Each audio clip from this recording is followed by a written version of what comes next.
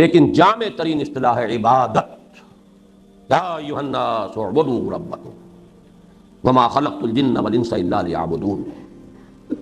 اور عبادت میں صرف آمادگی نہیں،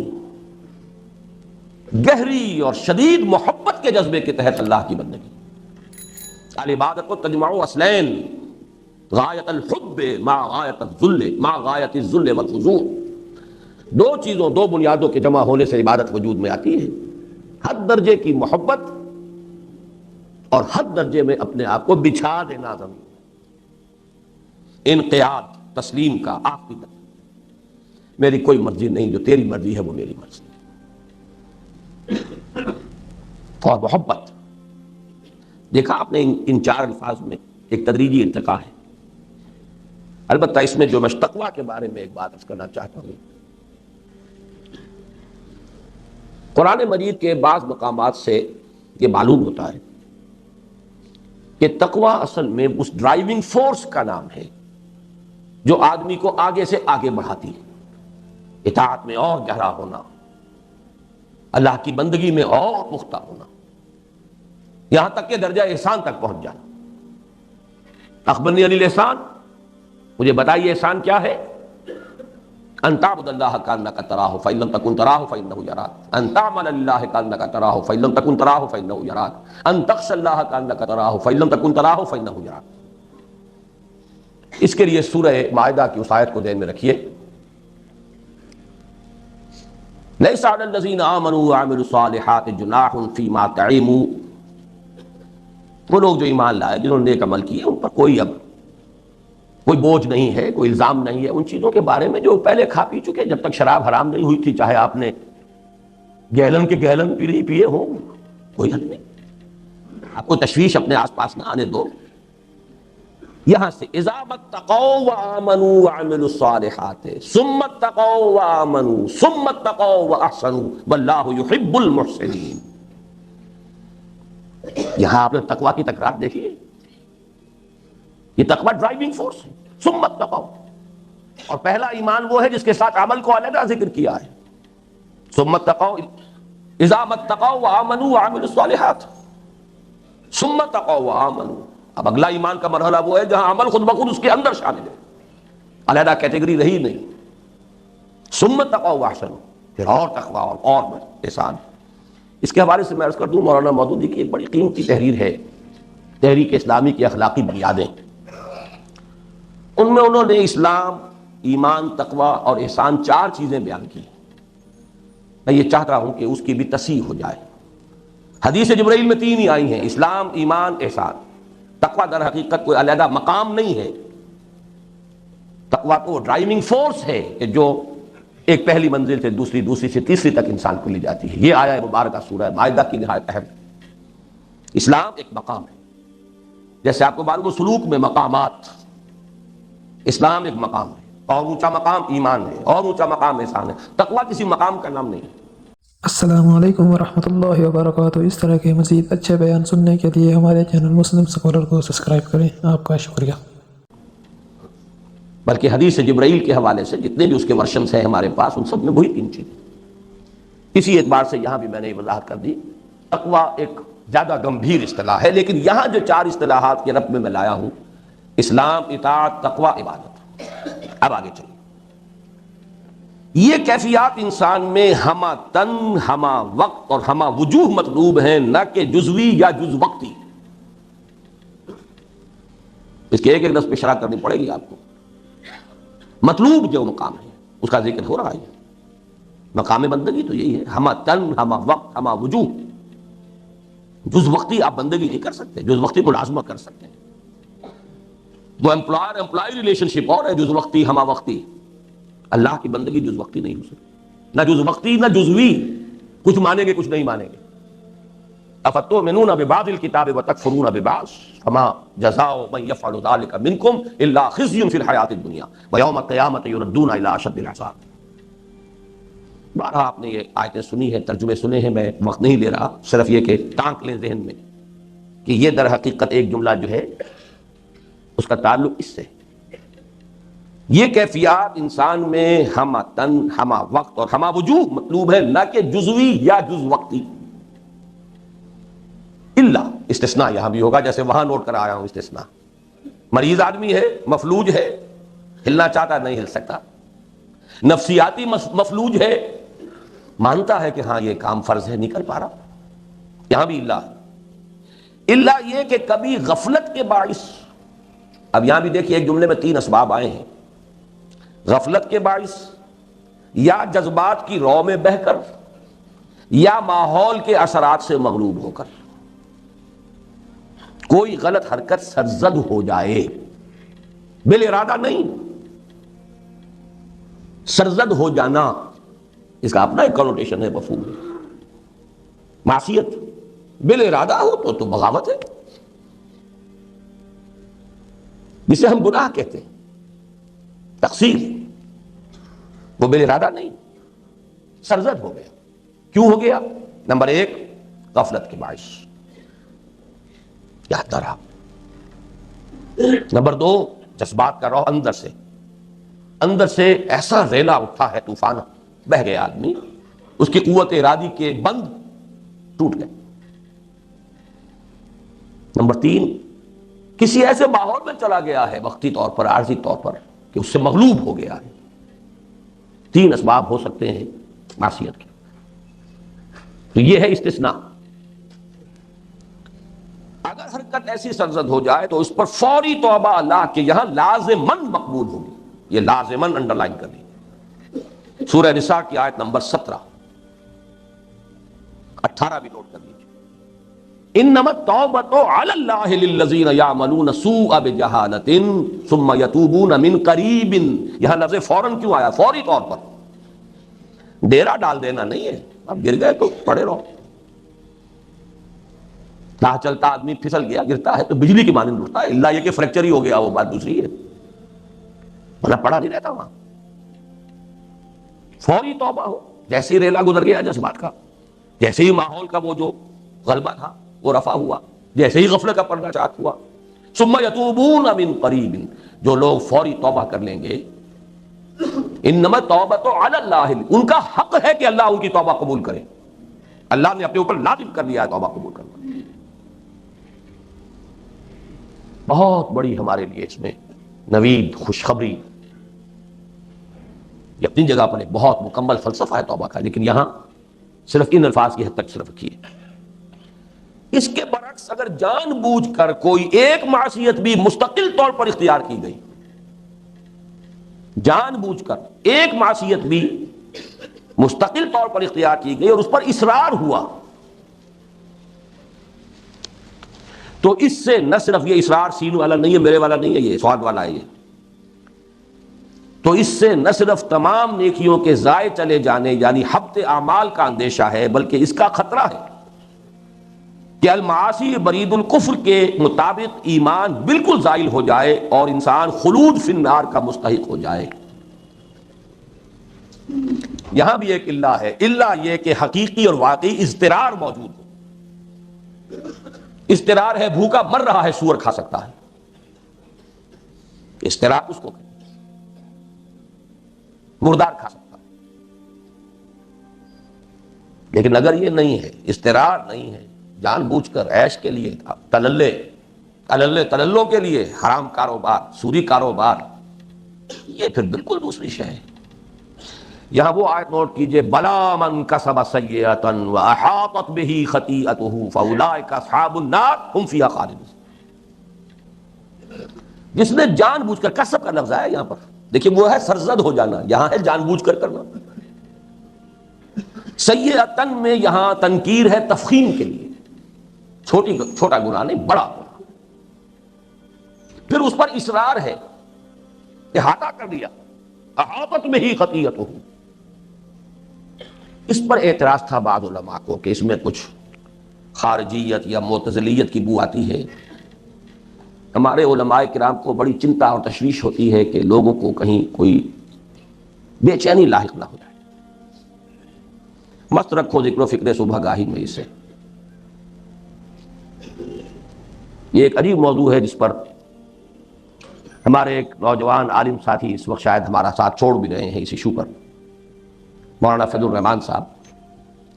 میں یہاں واضح کر دینا چاہتا ہوں کہ یہاں ایک لفظی اصلاح میں نے ان کے جاننے والے ہیں، میرے بھی کرم فرما ہے، مفتی نظام الدین صاحب کی ایک اصلاح یہاں قبول کی ہے پچھلے سالانہ اجتماع میں، اور ان کے اپنے ہاتھ کی تحریر میرے پاس بطور سند موجود ہے تاکہ سند رہے اور بوقت ضرورت کام آئے۔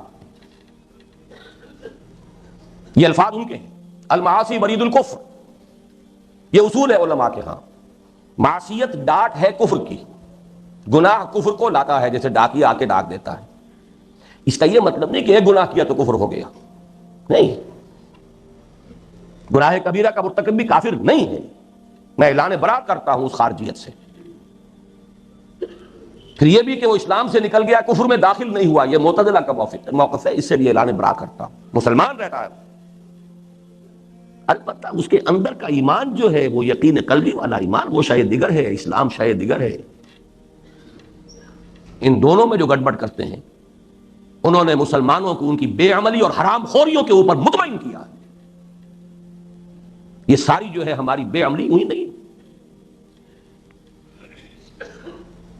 ان احادیث کا ترجمہ کرنے کو تیار نہیں، یہ ترجمہ نہ کر دینا واللہ لا یؤمنو واللہ لا یؤمنو واللہ لا یؤمنو، خدا کی قسم وہ شخص مومن نہیں، خدا کی قسم وہ شخص مومن نہیں، خدا کی قسم وہ شخص مومن نہیں، نہیں، یہ نہ کرنا، کہنا خدا کی قسم اس کا ایمان کامل نہیں، خدا کی قسم اس کا ایمان کامل نہیں، خدا کی قسم اس کا ایمان کا، گویا کہ حضور کو تو عربی زبان آتی نہیں تھی، جو مدعی ہے کہ انا افصح العرب۔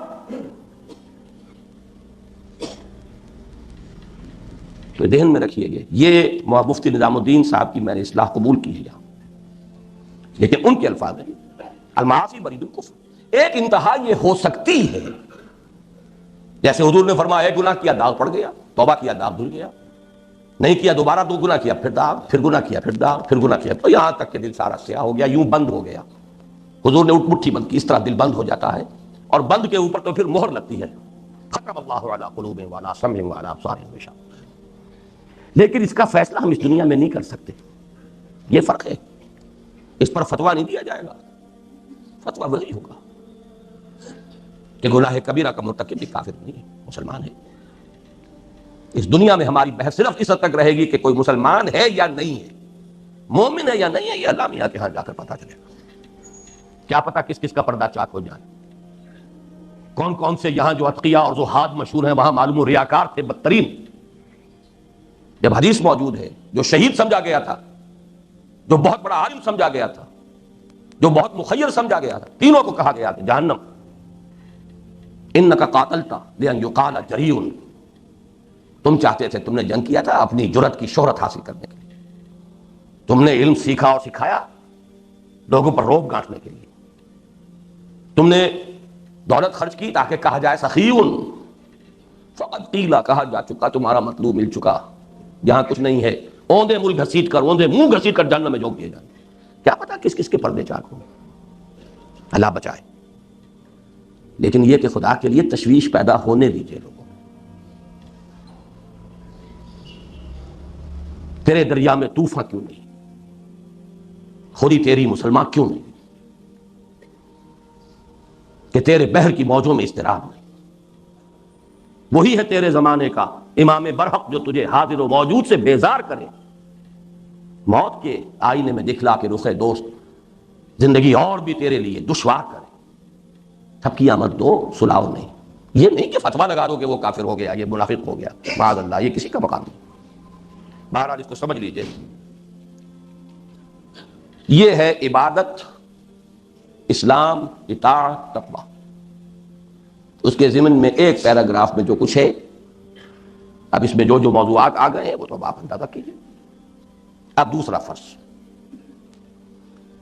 سادہ الفاظ میں دوسرے یہ کہ دوسروں کو حتی المقدور اسلام کی تبلیغ کرے اور دین کی دعوت دے۔ اس کے لیے اصطلاحات کیا ہیں؟ عرض ہے کہ اس کے لیے یوں تو بے شمار اصطلاحات ہیں، جیسے انذار، خبردار کرنا، قم فانذر، یہ بھی دعوت و تبلیغ ہی ہے نا، تبشیر، بشر المومنین، یہ بھی دعوت و تبلیغ ہے، تذکیر، فذکر بالقرآن من یخاف وعید، وعظ، وہو یعظہ یا بنی لا تشرک باللہ،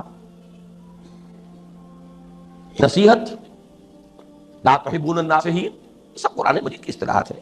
وصیت ووصى بها ابراہیم وبنیہ ویعقوب، تعلیم یعلمہم الکتاب والحکمہ، تبیین لتبین للناس ما انزل الیہم، تلقین، یہ مختلف ہیں وغیرہ، بے شمار الفاظ ہوں گے، لیکن اہم تر اصطلاحات چار ہی. نمبر 1 تبلیغ، نمبر 2 دعوت، نمبر 3 امر بالمعروف والنہی عن المنکر، نمبر 4 شہادت علی الناس. ان میں بھی ایک بڑا عجیب معنوی ربط ہے. تبلیغ پہنچانا، انگریزی میں بہترین تعبیر ہوگی to reach out to others. آپ کو چل کے جانا پڑے گا، آپ کو بات پہنچانی ہوگی، ذرائع ابلاغ کا استعمال کرنا ہوگا. You have to reach out. دعوت بلانا، تبلیغ کا نتیجہ ہے بلا لینا، آؤ آؤ اللہ کے راستے کی طرف. ادع الی سبیل ربک ومن احسن قولا ممن دعا الی اللہ، دعوت الی اللہ، دعوت الی الحق، دعوت الی سبیل اللہ. پہنچانا، بلانا. تیسری اصطلاح امر بالمعروف نہی عن المنکر. یہ ایک اصطلاح ہے، یہ دو ہیں اپنی جگہ پر لیکن لازم و ملزوم جڑے ہوئے. نیکی کا حکم، بدی سے روکنا. اس میں انداز تحکمانہ بھی ہے، اس میں طاقت کے استعمال کی بھی، جیسے کہ احادیث میں ہے بالید، باللسان، بالقلب. اور بالقلب جو ہے وہ ادنا درجہ ہے. ذالک اضعف الایمان لیس وراء ذالک من الایمان حبۃ خردل. پھر تو رائی کے دانے کے برابر بھی ایمان نہیں. مطلوب ہے بالید، طاقت کے ساتھ. امر بالمعروف نہی عن المنکر، اس میں اہم تر ہے نہی عن المنکر. ہمارے ہاں ایک بہت بڑی تحریک نے اس کو بالکل ہی نظر انداز کر دیا، اصل حصہ اس کا نکال دیا. اہم تر ہے، اور علماء اور صلحاء کے کرنے کا تو اصل کام وہ ہے. الحمدللہ اس پر کتاب آ چکی ہے، امت مسلمہ کا کے لیے سہ نکال کے لایا عمل. اور علماء اور اتقیاء اور صلحاء کے کرنے کا اصل کام. شہادت علی الناس یہ فلسفیانہ اصطلاح ہے، یہ مقصود ہے لوگوں پر حجت قائم کر دینا کہ وہ اللہ کے ہاں یہ نہ کہہ سکیں کہ پروردگار ہم تک تو تیری بات پہنچی ہی نہیں.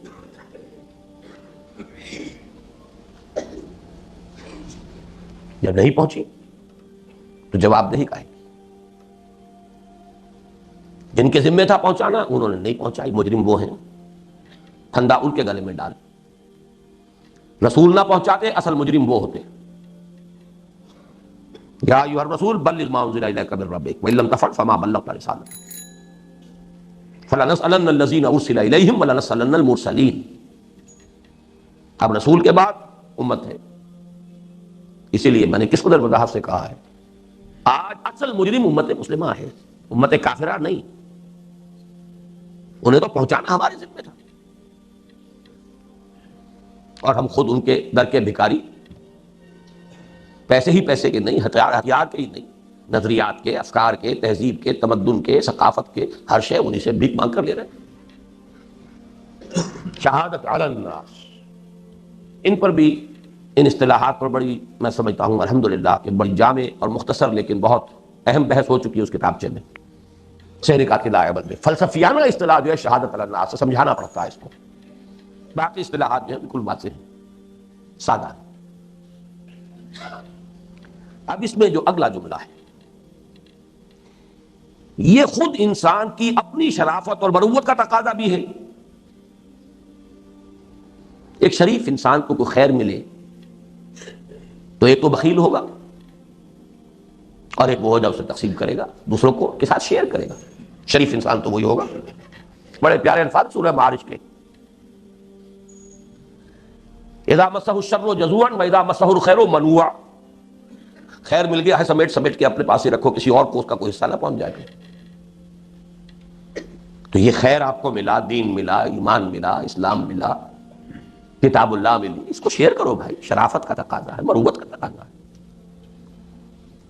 ابناء نو کی ہمدردی اور خیر خواہی کا تقاضا بھی ہے. لا یؤمن احدکم حتی یحب لاخیہ ما یحب لنفسہ. تم میں سے کوئی شخص مومن نہیں ہو سکتا جب تک کہ وہ اپنے بھائی کے لیے وہی شے پسند نہ کرے جو اپنے لیے پسند کرتا ہے. اور بھائی آپ کے سگے بھائی بھی ہیں، آپ کے چچا داد بھائی بھی ہیں، آپ کے کنبے کے لوگ بھی ہیں، آپ کا قبیلہ بھی ہے، آپ کی قوم بھی ہے، پوری نوع انسانی بھائی ہے آپ کی۔ آدم اور حوا پر جا کر تو وہ آپ کے سگے بھائی بن گئے۔ لا یؤمن احدکم حتی اکون احب الیہ حتی یحب لنفسہ ما یحب حتی یحب لاخیہ ما یحب لنفسہ۔ تو دو تقاضے ہوئے، ایک تقاضا ہے شرافت اور بروت کا، ایک تقاضا ہے انسانی ہمدردی اور خیر خواہی کا، لیکن سب سے بڑھ کر یہ سید المرسلین محمد الرسول اللہ صلی اللہ علیہ وسلم پر ختم نبوت کا منطقی نتیجہ ہے کہ اب تا قیام قیامت تمام انسانوں پر اللہ اور اس کے رسول کی جانب سے اتمام حجت یعنی شہادت علی الناس کی ذمہ داری بحیثیت مجموعی امت محمد علی صاحب الصلاۃ والسلام کے کندھے پر ہے۔ یہاں وہ آیتیں لے آئیے، وَكَذَلِكَ جَعَلْنَاكُمْ أُمَّةً وَسَطًا لِتَكُونُوا شُهَدَاءَ عَلَى النَّاسِ وَيَكُونَ الرَّسُولُ عَلَيْكُمْ شَهِيدًا كُنتُمْ خَيْرَ أُمَّةٍ أُخْرِجَتْ لِلنَّاسِ تَأْمُرُونَ بِالْمَعْرُوفِ وَتَنْهَوْنَ عَنِ الْمُنكَرِ وَتُؤْمِنُونَ بِاللَّهِ۔ یہ ہے دوسرا فرض۔ اب آئیے تیسرا فرض۔ تیسرے یہ کہ وہ اللہ کے کلمے کی سربلندی اور اس کے دین حق کے بالفعل قیام اور غلبے کے لیے تن من دھن سے کوشاں ہو۔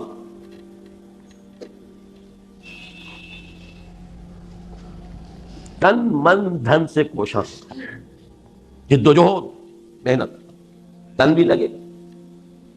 ہم نے جو تنظیم کی جو بیعت ہے اس کا جو عہد نامہ ہے اس میں یہ الفاظ انی اعاہد اللہ ان اہجر کل ما یکرہہ واجاہد فی سبیلہ جہد استطاعتی وانفق مالی وابذل نفسی لاقامۃ دینہ واعلاء کلمتہ، اس کے دین کو قائم کرنے کے لیے، اس کے کلمے کی سربلندی کے لیے مال کھپانا، جان کھپانا۔ اس کے لیے قرآن حکیم کی 5 اساسی اصطلاحات ہیں، یہاں 4 سے ایک عدد بڑھ گیا۔ تکبیر رب، وَرَبَّكَ فَكَبِّرْ، یہ ذرا اس کے آخری صفحے پر یہ آیات کا حوالہ موجود ہے۔ وَرَبَّكَ فَكَبِّرْ وَكَبِّرْهُ تَكْبِيرًا، اقامت دین، ان اقیموا الدین ولا تتفرقوا فیہ، اظہار دین الحق علی الدین کلہ، اظہار دین الحق علی الدین کلہ یعنی غلبہ دین، لیظہرہ علی الدین کلہ، لیکون الدین کلہ للہ، دین کل کا کل اللہ ہی کے لیے ہو جائے۔ اور 5ویں اور جامع ترین اصطلاح لیقوم الناس بالقسط، لوگ عدل اور انصاف پر قائم، اور قائما بالقسط صرف اللہ ہے، کوئی انسان دعویٰ نہیں کر سکتا۔ Absolute impartiality is impossible, absolute objectivity is impossible. آپ میں بالکل امپارشل ناممکن ہے۔ مرد ہے تو وہ مرد کی حیثیت سے سوچے گا، اپنی مصلحتوں کو سامنے رکھے گا، عورت ہے عورت کی حیثیت سے سوچے گی، اپنی مصلحتوں کو مقدم رکھے گی۔ یہی معاملہ مزدور، آجر اور مستاجر کا ہے، یہی معاملہ عامر اور مامور کا ہے۔ کوئی نہ کوئی ایک حیثیت ہے انسان کی، صرف ایک ہستی اللہ کی۔ قل هو اللہ احد اللہ الصمد لم یلد ولم یولد ولم یکن له کفوا احد، تو قائما بالقسط وہی ہے۔ شہد اللہ انہ لا الہ الا هو والملائکۃ واولو العلم قائما بالقسط، اس کے نظام کو قائم کرنا۔ 5 اصطلاحات ہیں، لیکن جو نقشہ بنا ہے اس کو نوٹ کیجیے آخری صفحے پر۔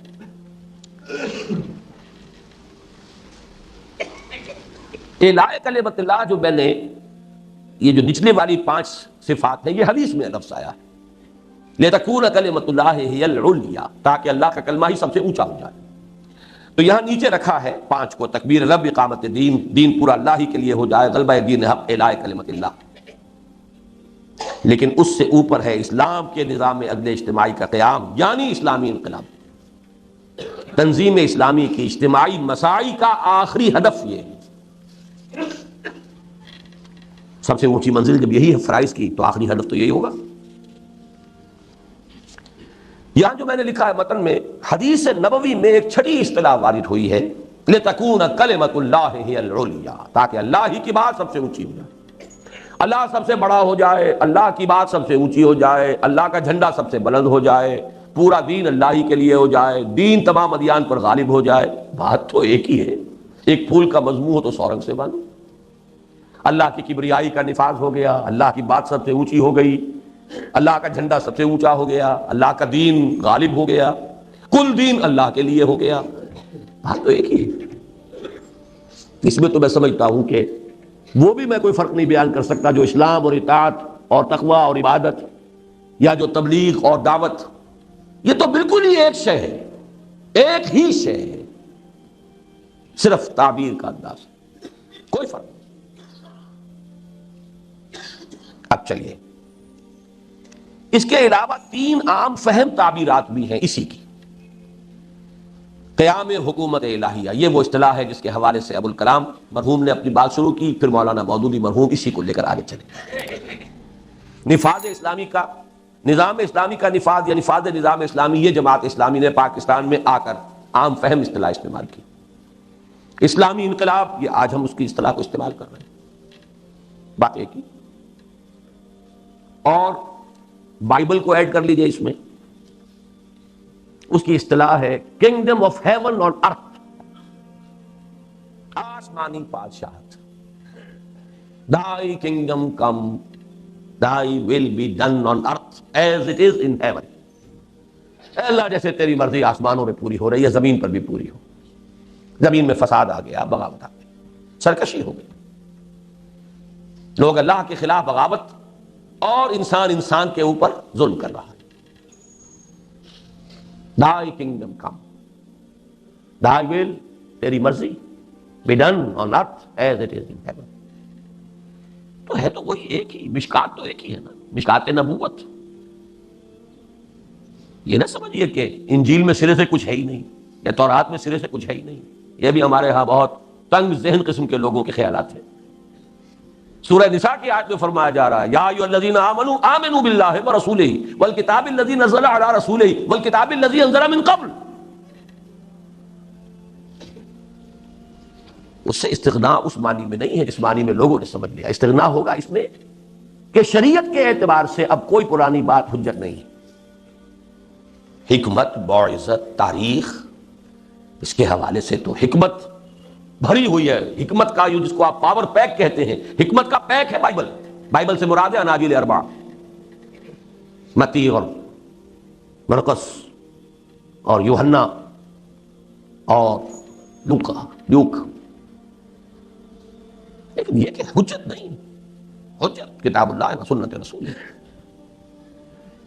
بہرحال نوٹ کیجیے اس کی اصطلاح، میں تو بہت قائل ہوں اس اصطلاح کا، کنگڈم آف ہیون آن ارتھ، خدا کی بادشاہت۔ منادی ہی یہی کرتے تھے حضرت مسیح، توبہ کرو کہ خدا کی بادشاہت کا وقت قریب ہے، دی کنگ از کمنگ۔ یہ میں نے اس مضمون میں بھی کل تقسیم ہوا ہے بیان کیا، چھوڑیے اس کو، آگے چلیے۔ اچھا، اب یہ جو 3 فرائض ہیں بیسک، اب اس جو تشبیہ ہے وہ آ رہی ہے۔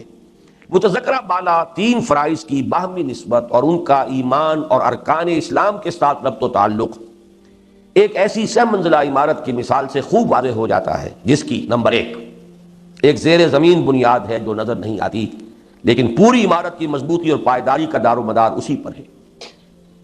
نمبر 2، اسی بنیاد کا ایک حصہ زمین سے باہر نظر ہے جو نظر آتا ہے، جسے عرف عام میں کرسی اور انگریزی میں پلنتھ کہتے ہیں۔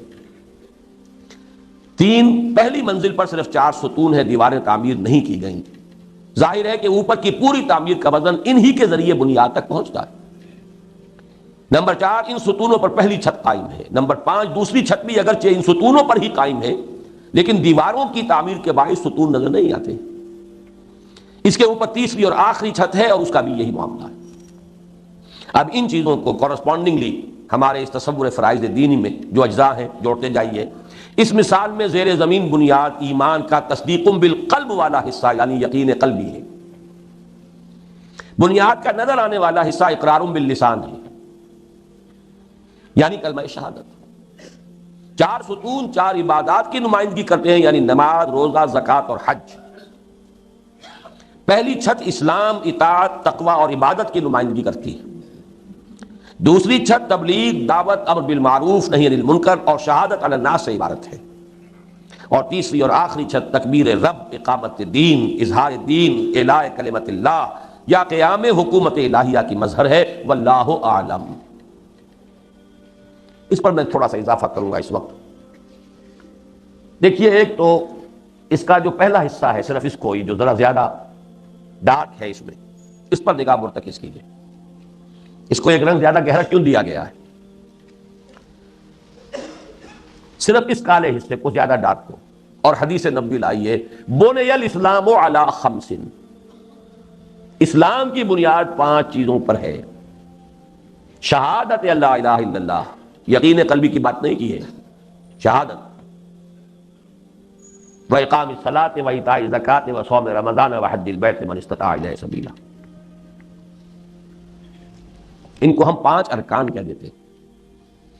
اس میں 4 ارکان کی حیثیت سے سامنے ہیں. رکن کہتے ہیں ستون کو. نوٹ کیجئے، 4 ارکان ہیں کعبے کے: رکن عراقی، رکن شامی، رکن یمانی اور چوتھا جس میں حجر اسود ہے. 4 ارکان ہیں. ویسے یہ استعارتاً 5 ارکان ہم کہتے ہیں کلمہ شہادت کو بھی، لیکن اس مثال میں بنی الاسلام علی خمس، ارکان کا لفظ نہیں آیا اس میں. اس حدیث میں اسلام کا ارکان کا لفظ نہیں ہے. 5 چیزوں پر بنیاد قائم ہے، لیکن اصل شے جو ہے وہ کیا ہے؟ وہ اسلام ہے. چھت نہ ہو تو یہ ستون بے معنی ہے. نتیجے نکالتے جائیے. اگر وہ اسلام والی چھت نہیں ڈالنی تو یہ ستون کاہے کو کھڑے کرنے آتے ہیں؟ چھت نہیں ڈالنی تو ستون کیوں بنائے؟ اگر وہ اسلام سے میں نہیں ہے، اسلام، اطاعت، عبادت، تقوی، تو پھر یہ ریچولز ہیں. نماز و روزہ و قربانی و حج یہ سب باقی ہے، تو باقی نہیں ہے. مور اور لیس میننگ لیس ریچولز، بے معنی رسومات بن کر رہ گئے. رہ گئی رسم اذان روح بلالی نہ رہی، فلسفہ رہ گیا تلقین غزالی نہ رہی. کم سے کم اس پوری چھت کو تو ذہن میں رکھو خدا کے بندو. وہ اوپر کی 2 منزلوں تو بعد میں آئیں گی، لیکن بنی الاسلام علی خمس کا بھی تو ایک تقاضا ہے. بنیا فعل مجہول ہے، اسلام ہے اصل میں نائب فاعل. اسلام کی بنیاد 5 چیزوں پر رکھی گئی، تعمیر کیا گیا اسلام کو 5 چیزوں پر. کلمہ شہادت، نماز، روزہ، حج، زکات. اسلام ان چیزوں کے مترادف نہیں ہے. چھت کو قائم کیا گیا ہے دیواروں پر یا ستونوں پر. ستون علیحدہ شے ہے، چھت علیحدہ شے. اور چھت نہ ہو تو ستون، یا تو پھر یہ کہ کوئی آپ نے یادگار بنائی ہوگی کوئی، پھر اس کا فائدہ کیا ہے؟ ایک طرف اس حقیقت کو سمجھیے. یہ ہے عبادت کا وہ تصور جو جماعت اسلامی کے ذریعے سے بڑے بڑے پیمانے پر عام ہوا ہے، اور علامہ اقبال نے اپنے شاعری کے ذریعے سے کیا ہے. یہ تصور اور بھی بہت سو نے عام کیا ہے، لیکن سلیس عبارت، سلیس انداز میں لکھنے کا ایک خاص اللہ تعالیٰ نے ملکہ مولانا مودودی مرحوم کو دیا تھا، بہت بڑے پیمانے پر عام کیا. یہ عبادات کہہ لیں ان کو، لیکن اصل عبادت وہ ہے اسلام، اطاعت، عبادت، تقوی. لیکن اب اس کے برعکس بھی آئیے، کیا ان ستونوں کے بغیر یہ کھڑی ہو جائے گی چھت؟ یہ ان لوگوں کی حماقت ہے جو نماز روزے کی پابندی نہیں کر سکتے اور مجاہد بنے ہوئے اللہ کے راستے کے. دونوں طرف کی بات دے دیں. نماز قائم نہیں ہوتی، دین قائم کرنے چلے. 3 منزلہ عمارت بنانی ہے، ستون کھڑے ہی نہیں کرنے. احمق ہے، پاگل، دماغ خراب ہے. کیا ہوا؟ یہ دونوں انتہاؤں کو ذہن رکھیے. دونوں انتہا اس وقت ہمارے موجود ہیں. یا وہ ریچولز ہیں بغیر اس تعمیر کے، یا وہ تعمیر کرنے کی طرف دوڑ رہے ہیں بغیر ان بنیادوں کی تعمیر کے. ایمان کی تو خیر فکری نہیں، وہ تو مسلمان ہیں تو بس ایمان ہے ہی ہے. باقی ہے کہ نماز روزہ بھی ٹھیک ہے، ہو جائے، کوئی اس کی اہمیت نہیں. ایک تو یہ 2 انتہائی سمجھ میں آئی اس عمارت کے حوالے سے. دوسرے، جو ترتیب ہے اس کو سمجھیے. اہم ترین شے اور بلند ترین شے، یہ دونوں چیزیں ایک دوسرے کی ضد ہیں. اس عمارت میں بلند ترین چیز کیا ہے؟ اقامت دین. اور اہم ترین چیز کیا ہے؟ ایمان. اہم ترین نیچے سے چلیں گے، بلند ترین تو اوپر سے. اہم ترین ایمان، اس کے بعد ستون جن پر ساری تینوں چھتیں آپ نے سپورٹ کرنی ہیں، وہی تو لنک ہیں سارے لوڈ کے اور بنیاد کے مابین، تو وہی اوپر نظر نہیں آتے. بنی الاسلام تک کہا گیا اس لیے کہ نظر یہی آ رہے ہیں، ستون اوپر نظر نہیں آ رہے. باقی تبلیغ کا سارا بدن بھی اسی پر آئے گا، اقامت دین کا سارا بدن اسی پر آئے گا.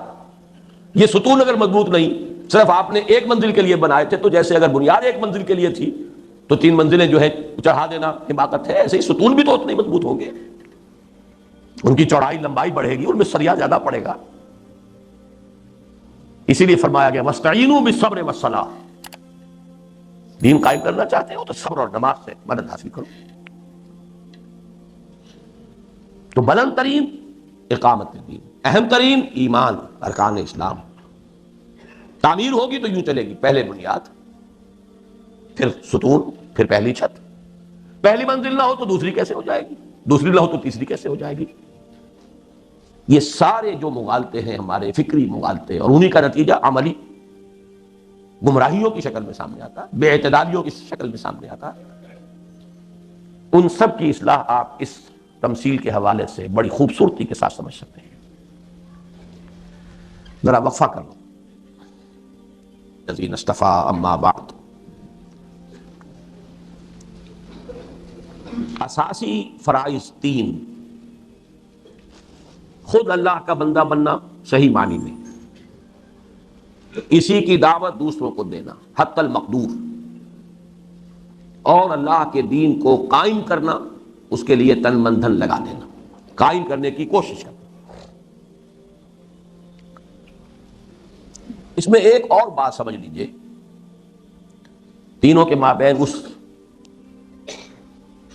ڈائیگرام کے حوالے سے بھی ربط و تعلق واضح ہو چکا ہے. ایک اور بات سمجھ لیں، اصل میں یہ سب کچھ صرف لفظ عبادت میں بھی موجود ہے، لفظ اطاعت میں بھی سب کچھ موجود ہے، اسلام میں بھی سب کچھ موجود ہے. اللہ کا حکم ماننا ہے تو اس کا حکم ہے کہ دعوت دو، اللہ کا حکم ماننا تو اس کا حکم ہے دین کو قائم کرو. کہاں جائیں گے بھاگ کر؟ اللہ کا حکم ہے اللہ کی بندگی کرو پوری طرح، اللہ کے دین میں داخل ہو، اسلام میں پوری طرح، ادخلوا فی السلم کافہ. اور یہ آپ نہیں کر سکتے جب تک کہ پورا نظام نہ بدلے. آپ کی جزوی اطاعت ہوگی، جزوی بندگی ہوگی. صرف آپ جو کچھ انفرادی طور پر کر سکتے ہیں اتنا ہی دین ہے، اس پر عمل کریں. تو بندگی رب کا تقاضا ہے، اقامت دین. بھاگنے کا کوئی راستہ ہے نہیں. جزدار اگر کوئی مفر ہو تو بتاؤ، ناچار گناہگار سوئے دار چلے ہیں. یہ کوئی شوقیہ سفر نہیں ہے ہمارا، یہ دین ایک وحدت ہے. ایک لفظ میں بھی سب کچھ ہے، محض ایک لفظ تقویٰ سب کچھ ہے اس میں، ایک لفظ عبادت سب کچھ ہے اس میں. عبادت انفرادی، عبادت اجتماعی. ایک لفظ توحید، توحید نظری، توحید عملی، سب آ گیا. توحید انفرادی، توحید اجتماعی. دین کل کا کل اللہ ہی کے لیے ہو جائے، یہی تو توحید ہے، اجتماعی عملی توحید. کسی حوالے سے آئیے، کسی دروازے سے داخل ہو جائیے. جنت کے دروازے بے شمار ہیں، جس دروازے سے آپ چاہیں داخل ہو جائیں. کچھ مزاجوں کا فرق ہوتا ہے، کوئی ایپٹیچیوڈز ہیں، کچھ رجحانات ہیں، کوئی کسی چیز میں زیادہ جس کی دلچسپی ہوگی، کسی کی کسی چیز میں. لیکن کل کو سامنے رکھنا اور ہر ایک کا جو ہے تقاضا کم سے کم منیمم درجے میں پورا کرنا، یہ لازم ہے. جیسے حضور نے خبر دی تھی، لیکن وہ نوافل کے سلسلے میں ہے، فرائض کے سلسلے میں نہیں. جنت کے ایک دروازے سے نمازیوں کو پکارا جائے گا، یعنی جن کو زیادہ نفل نماز سے مناسبت تھی، تہجد، اشراق. ایک دروازے سے روزے داروں کو پکارا جائے گا، یعنی مراد کیا ہے؟ جن کو نفلی روزوں سے زیادہ مناسبت تھی. ورنہ فرض روزے تو سب کو رکھنے. اگر کوئی شخص سمجھے محض نماز پڑھ کے میں نماز والے دروازے سے چلا جاؤں گا تو حماقت ہے. تو دین کل ایک ہے. یہ تمام اس کی اپروچز ہیں، دروازے ہیں. اب آئیے 3 لوازم. ان 3 اساسی فرائض سے عہدہ برا ہونے کے لیے 3 لوازم لا بد منہ ہیں. لوازم ہی میں مفہوم موجود ہے. لوازم جو چیز لازمی ہے، چپکی ہوئی ہے، لزوم کہتے ہیں چپکا ہوا ہونا. لا بد منہ، جس سے کوئی فرار نہیں، جس سے کوئی رستگاری نہیں. جیسے نماز کے لیے وضو. اب وہ 3 کیا ہے؟ نمبر 1 دوام جہاد، ہر وقت جہاد، ہر لحظہ جہاد، ہر آن جہاد. یہاں صرف لفظ ابھی جہاد میں نے استعمال کیا، لیکن یہاں لکھا ہوا جہاد فی سبیل اللہ. اس میں بھی ایک ترمیم میں کر رہا ہوں جو میں نے حال ہی میں اپنی بعض تقریروں میں واضح کی ہے. بندہ مومن کے 5 جہاد ہیں. پہلا جہاد اندر کھدائی کر کر کے ایمان کی جڑوں کو نیچے سے نیچے لے جانا. بغیر محنت کے ہو جائے گا کیا؟ بلکہ اس سے بھی پہلے ایمان حقیقی کی یافت کے بعد گہرائی ہوگی نا. پہلے ریئلائزیشن ہے، کانشس ریئلائزیشن آف ایمان، تحصیل، پھر اس کی گہرائی. 2 جہاد تو یہی ہے. تیسرا جہاد اللہ کی بندگی کے لیے جہاد. نفس سے لڑیں گے تو اللہ کے بندے بنیں گے. کون سا لہجہ ہے آپ کا جو آپ نفس علیحدہ ہے آپ سے، رات کو 7 دن کو 7، جلوت میں 7، خلوت میں 7، ہر وقت داؤ لگا رہا ہے وہ. نعوذ باللہ من شرور انفسنا ومن سیئات اعمالنا. شیطان ہر وقت گھات میں. انہ یراکم هو وقبیلہ من حیث لا ترونہ. ان الشیطان یجری من الانسان مجری الدم. جہاد کریں گے کہ نہیں کریں گے؟ ان الشیطان لکم عدو فاتخذوہ عدوا. دشمنی کرو اس سے، لڑو اس سے. پھر ہے اللہ کے دین کو پھیلانے کے لیے تن من دھن لگائیں گے تو پھیلائیں گے، پہلے سمجھیں گے تو سمجھائیں گے، پڑھیں گے تو پڑھائیں گے، پھر قائم کرنا وہ تو آخری چوٹی ہے ہی.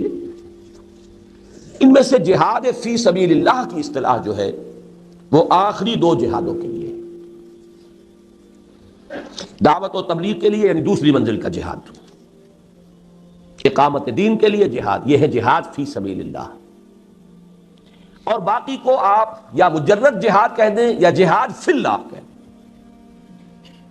جاہدوا فی اللہ حق جہادہ والذین جاہدوا فینا لنہدینہم سبلنا. مکی صورتوں میں جہاد فی سبیل اللہ کا لفظ نہیں آیا. یا مجرد جہاد ومن جاہد فانما یجاہد لنفسہ، یا جہاد فی اللہ جاہدوا فی اللہ حق جہادہ والذین جاہدوا فینا لنہدینہم سبلنا. جہاد فی سبیل اللہ یہ مدنی دور کی اصطلاح ہے، دین کی دعوت و تبلیغ، دین کی اقامت. بہرحال پہلی بات جو ہے دوام جہاد، یہ دوام کی میں نے وضاحت کی. بندہ مومن کی زندگی کا کوئی لحظہ، کوئی آن جہاد سے خالی نہیں. جیسے سانس کے بغیر زندگی نہیں، جہاد کے بغیر اسلام نہیں. فریضہ اول کے ضمن میں 3 جہاد کرنے پڑیں گے. فریضہ اول کیا تھا؟ خود اللہ کا بندہ بننا. سب سے پہلے نفس امارہ سے جہاد کرنا پڑے گا. یہ حدیث میں آیا ہے المجاہد من جاہد نفسہ. اصل مجاہد تو ہے جو اپنے نفس سے جہاد کر سکے. سوال کیا گیا ای الجہاد افضل یا رسول اللہ، سب سے افضل جہاد کون سا ہے اللہ کے رسول؟ جواب دیا گیا ان تجاہد نفسک فی طاعت اللہ. پہلے یہ کرو گے تو اوپر چلو گے نا.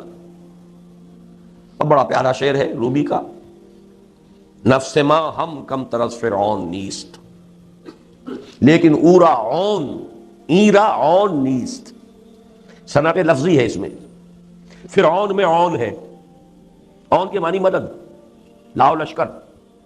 فرعون کا لاؤ لشکر بھی تھا. میں غریب مسکین ہوں، لاؤ لشکر تو نہیں ہے میرے پاس. اس کے پاس لاؤ لشکر تھا، وہ زبان سے بھی کہتا تھا انا ربکم الاعلی الیس لی ملک مصر. میں مسکین ہوں، کچھ کہہ تو نہیں سکتا. اندر میرا نفس جو ہے فرعون سے کم نہیں ہے، وہ یہ کہتا ہے یہ وجود میرا ہے، میری مرضی چلے گی. فرعون نے ملک مصر پر دعویٰ کیا تھا، میرا نفس اس وجود جسمانی کے اوپر حاکمیت کا دعوے دار ہے. نفس ما ہم کم طرف فرعون نیست لیکن اورا عون ایرا عون نیست. دوسرا جہاد شیطان لعین اور اس کی ذریت سلبی و مانوی سے. ہر وقت داؤ پر ہے، وسوسہ اندازی کرتا ہے، برائی کو مزین کر کے پیش کرتا ہے، سبز باغ دکھاتا ہے، بے حیائی کا نام ثقافت رکھواتا ہے. سب کراتا. نمبر 3 بگڑے ہوئے معاشرے کے غلط رجحانات اور دباؤ. معاشرہ کہتا ہے ادھر چلو، چلو تم ادھر کو ہوا ہو جدھر کی، پاگل ہو گئے کدھر جا رہے ہیں؟ اپنی بچیوں کو اپنے گھروں میں بٹھائے رکھنا ہے۔ اسی معاشرے کے اندر اگر ان کو کہیں آباد کرنا ہے تو اس معاشرے کے جو تقاضے پورے کرنے پڑیں گے۔ دباؤ when in Rome do as the Romans do۔ زمانہ بات تو نہ سازت تو با زمانہ بھی ساز۔ دوسری روش یہی ہے، زمانہ بات تو نہ سازت تو با زمانہ ستیز، لڑو زمانے سے، چلن سے، فیشن سے، رواج سے، ریتوں سے لڑو گے تو اللہ کی بندگی کرو گے۔ فریضہ اول کے ضمن میں نفس امارہ، شیطان لعین اور اس کی ذریت سلبی و معنوی بگڑے ہوئے معاشرے کے غلط رجحانات اور دباؤ کے خلاف جد و جہد اور زور لگانے کی صورت میں ہوتا ہے، اور حدیث نبوی کے منہ سے یہی افضل الجہاد ہے۔ افضل، اعلیٰ اور ہوگا، افضل اور ہوگا، اہم اور ہوگا، بلند ترین اور ہوگا۔ اعلیٰ جہاد قتال ہے، مقام محبوبیت، ان اللہ یحب الذین یقاتلون فی سبیلہ صفا کانہم بنیان مرصوص، مقام محبوبیت تو وہ ہے، لیکن افضل، اہم، اساسی جہاد یہ ہے۔ میں نے اس حقیقت کو واضح کیا تھا کئی بار اس حدیث کے حوالے سے، ایمان افضل سب سے زیادہ کس کا ہے؟ صحابہ کا۔ اعجب کس کا ہے؟ حسین، ہم میں سے جسے بھی ایمان حاصل ہو گیا۔ حدیث ہے یہ مشکات شریف کی، ای الخلق اعجب ایمانا،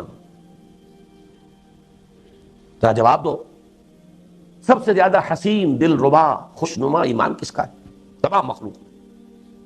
اعجب۔ پہلا جواب الملائکہ، رد کر دیا، نہیں۔ وما لهم لا یؤمنون وهم عند ربهم، وہ کیسے ایمان نہ رکھیں گے، ایمان نہ لائیں گے، وہ تو ان کے اپنے رب کے پاس ہے، غیب کا مسئلہ ہی نہیں۔ وہاں تو ابو جہل 100% مومن ہو جائے گا قیامت کے دن، کوئی کسر رہ جائے گی۔ پھر فرمایا، پھر عرض کیا صحابہ نے، فالانبیاء، نبیوں کا، فرمایا وما لهم لا یؤمنون والوحی ینزل علیہم، وہ کیسے ایمان نہ لائیں، ان پر تو وحی نازل ہوتی ہے۔ پھر عرض کیا فنحن، پھر ہمیں، وہ بھی رد، وما لکم لا تؤمنون وانا بین اظہرکم، تم کیسے ایمان نہیں لاؤ گے جبکہ میں تمہارے سامنے موجود۔ ان اعجب الخلق الی ایمانا لاخواننا الذین یاتون من بعدی یجدون صحفا فیہ کتاب اللہ فیؤمنون بما فیہا، میرے نزدیک تو حسین ترین ایمان ہمارے ان بھائیوں کا ہوگا جو میرے بعد آئیں گے، مجھے نہیں دیکھیں گے، اور آپ ملیں گے، صحیفے ملیں گے جن میں اللہ کی کتاب درج ہوگی، اس پر ایمان لائیں گے۔ تو عجب تو ہمارا اگر ہمیں اللہ عطا فرما دے، لیکن افضل صحابہ کا۔ تو نوٹ کیجئے، بلند ترین جہاد ہے قتال فی سبیل اللہ، تیسری منزل کا، لیکن افضل جہاد یہ ہے، اس لیے کہ یہ ہے تو آگے چلے گی گاڑی، ورنہ بظاہر جہاد ہو رہا ہوگا، اصل میں فساد ہو رہا ہوگا۔ دین ملا فی سبیل اللہ فساد، نام اس کا جہاد رکھا جائے گا۔ فریضہ ثانی کے ضمن میں دعوت و تبلیغ کے لیے جان و مال کھپانے کی صورت میں ہوتا ہے۔ اس کے بھی نوٹ کر لیجئے کہ 3 درجے ہیں، دعوت و تبلیغ ایک ہی لیول نہیں ہے اس کا۔ انٹلیکچوئلز کے لیے بالحکمہ، عوام کے لیے موعظۃ الحسنہ، اور بگڑے تگڑوں اور مغویوں کے لیے، مغوی کا لفظ اغوا کرنے والے، مغوی، بڑا پیارا شعر ہے اکبر الآبادی کا، مغوی تو ملیں گے تمہیں شیطان سے بڑھ کر، ہادی نہ ملے گا کوئی قرآن سے بہتر۔ شیطان کے باپ انسان آپ کو مل جائیں گے، شیطان پانی بھرے ان کے سامنے، مغوی تو ملیں گے تمہیں شیطان سے بڑھ کر، ہادی نہ ملے گا کوئی قرآن سے بہتر۔ تو مغوی کا لفظ استعمال کیا میں نے ان کے لیے جو گمراہ کرتے پھر رہے ہیں، تنخواہ یافتہ مبلغین، چاہے قادیانیوں کے ہوں، چاہے عیسائیوں کے ہوں، چاہے کسی کے ہوں، بہائیوں کے ہوں، مقابلہ کرنا پڑے گا۔ تو 3 لیول سے، ادع الی سبیل ربک بالحکمۃ والموعظۃ الحسنۃ وجادلھم باللتی ہی احسن، تینوں کے لیے پہلے تیاری کرنی ہوگی، استعداد، صلاحیت بہم پہنچائیے، جان اور مال کھپائیے، پھر ذرائع ابلاغ کا استعمال کیجیے، وقت لگائیے، ذرائع ابلاغ کو استعمال میں لائیے۔ یہ ہے جہاد فی سبیل اللہ کی اب پہلی منزل ہے، اصطلاحاً فریضہ ثالث کے ضمن میں سر دھڑ کی بازی لگانے اور جان ہتھیلی پر رکھ کر باطل کی قوتوں سے بالفعل اور بالید پنجہ آزمائی کی صورت میں ہوتا. دین کو قائم کرنا، نظام عدل اجتماعی کو قائم کرنا، جو ایکسپلائٹرز ہیں، جو ریپریسرز ہیں، جو لوگوں کی گردنوں پر اپنے جوئے خدائی کے اور اپنے اختیار کے جمائے بیٹھے ہیں، وہ آسانی سے چھوڑ دیں گے. یہاں تو پنجہ آزمائی بالید، طاقت کے ساتھ. اسی کا آخری مرحلہ بالسیف، جان ہتھیلی پر رکھ کر میدان میں آنا، جس کے لیے تن من دھن لگا دینے کا عزم، حتیٰ کہ جان دے دینے کی آرزو کا ہونا لازمی ہے. یہ نوٹ کیجئے، آرزو اگر نہیں ہے جان دینے کی تو ایمان نہیں ہے. جس شخص نے کبھی قتال فی سبیل اللہ میں حصہ نہیں لیا، اب جہاد کی بات نہیں ہو رہی، قتال کی بات ہو رہی ہے، اور نہ ہی اس کے دل میں اس کی آرزو تھی، تو اگر وہ مرا فقد مات علی شعبۃ من النفاق، تو وہ ایک قسم کے نفاق پر مرا. آرزو لازم.